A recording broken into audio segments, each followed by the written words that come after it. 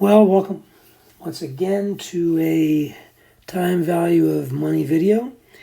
This time we're going to do problem number 4. Here is how it goes.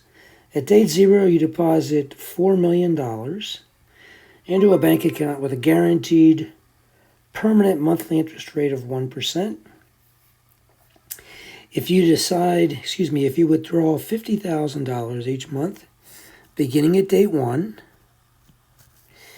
at what date will you first be unable to withdraw $50,000 from the account due to insufficient funds? So at what date will we not be able to have a $50,000 check clear for the first time? Okay, good problem. So here what we're going to do first is, of course, draw a cash flow date line. So at date 0, from the perspective of the bank account, we have plus $4 million coming in, okay? And then at date 1, we have $50,000 going out. At date 2, I'll just write 50K. At date 3, 50K out, all the way to some unknown date N, which will be the time that we initially presume will be the last time we'll be able to take out 50K. Now, the way this is set up here, N is the date at which the account balance would be 0. But you recognize that's highly unlikely to be the case. What case? The case that N is an integer. But it's perfectly fine to set up the problem with that thought in mind. So it's perfectly fine to set this problem up like this, that there's some integer date N, which will represent the last time we can withdraw 50,000, and then the account balance will be 0. Now that's not going to be the case here, and so it ends up being another circumstance where we have to interpret our results, and we'll see that in a bit. Okay, so the present value of the $50,000 withdrawal annuity really could be set to equal $4 million.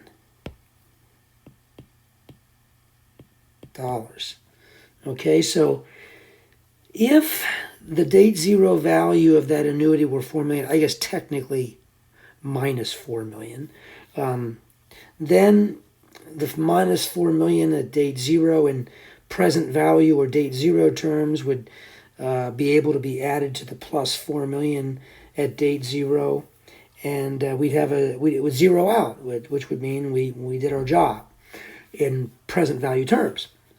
Oh, by the way, remember, cash flows that occur at a given date are additive, and values that are determined as of the same date are additive, but we can't add cash flows that occur at different dates. We just can't add minus 50 and minus 50 and minus 50 because those cash flows occur at different points in time, and money has time value. But it's okay to net the minus $4 million present value of the $50,000 withdrawal annuity with the plus $4 million deposit, because the plus $4 million is an actual cash flow at date 0, and the red minus $4 million is an actual calculated lump sum value as of date 0, and those are additive. Okay, so if this is $4 million, then we can look at the application formula number 4 that says present value of annuity equals annuity cash flow times present value interest factor for an annuity. And that's certainly a function of R and N, as we well know. And here, N is what we're solving for. This is what we're solving for. So kind of a big question mark. But the R is given at 1% a month. So we know our R value is 1% or decimal equivalent 0.01. We also know and I'll couch this in positive terms instead of negative terms. In other words, I'll consider the annuity cash flow to be 50,000 instead of minus 50,000, and I'll consider the present value to be 4 million instead of minus 4 million. Okay, it's perfectly fine. Okay, and this would then be multiplied by the PVIFA here, which of course would be 1 minus 1 over 1.01 to the nth power all over 0.01. So there is our PVIFA. There is our PVIFA. Okay, so now it's just a matter of solving this equation for n. It's not complicated. We're just going to solve the equation for n. And next thing we will do, I guess what I'll do is I'll divide both sides by 50,000 and multiply both sides by 0.01. So that means I'll get rid of this and I'll get rid of that, because I'm going to divide both sides by 50,000 and multiply both sides by 0.01. When I divide 4 million by 50,000, I get 80. And when I multiply 80 times 0.01, I get 0.8. And then that's equal to 1 minus,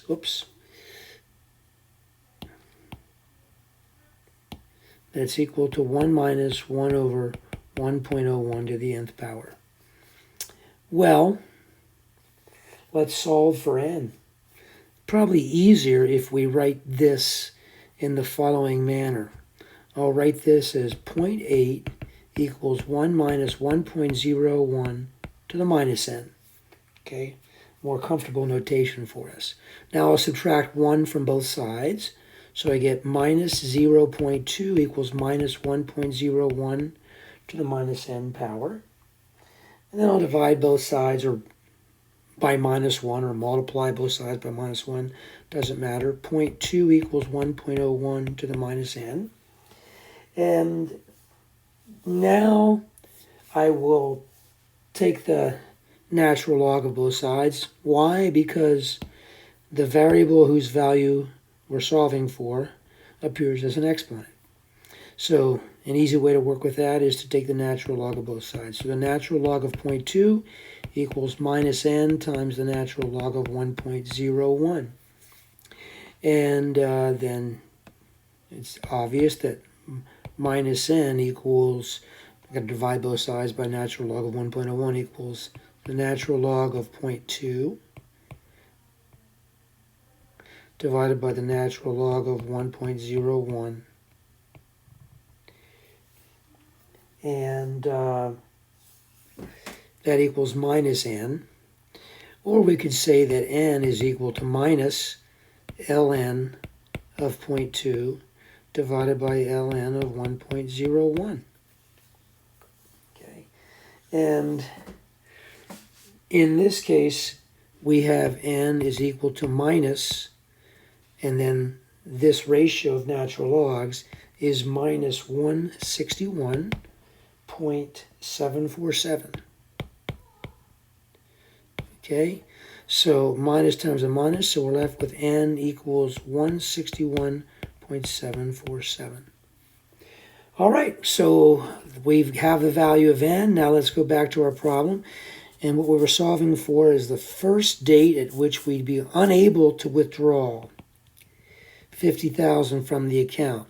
So if this is the magic date where we would have a balance of 0, okay, that means that we would,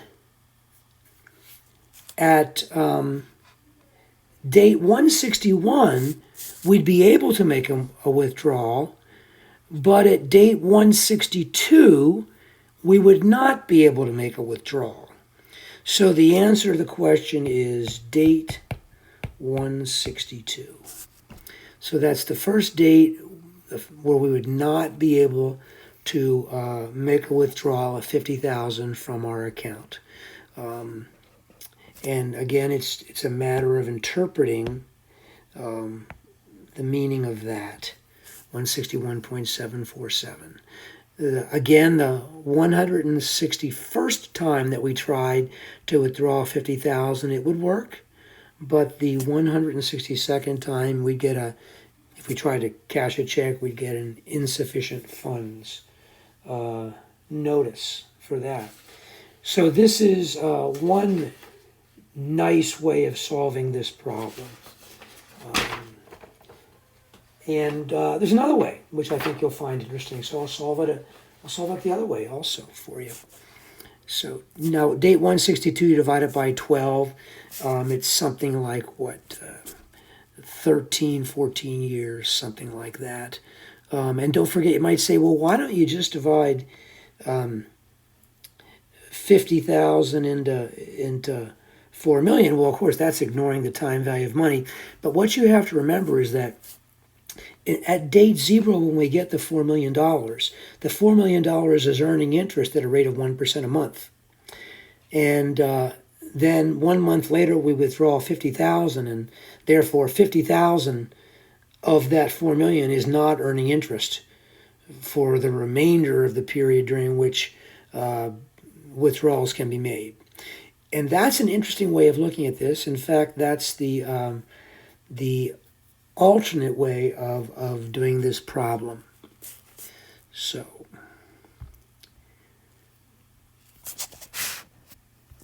I will do that in a separate video. Thanks for watching.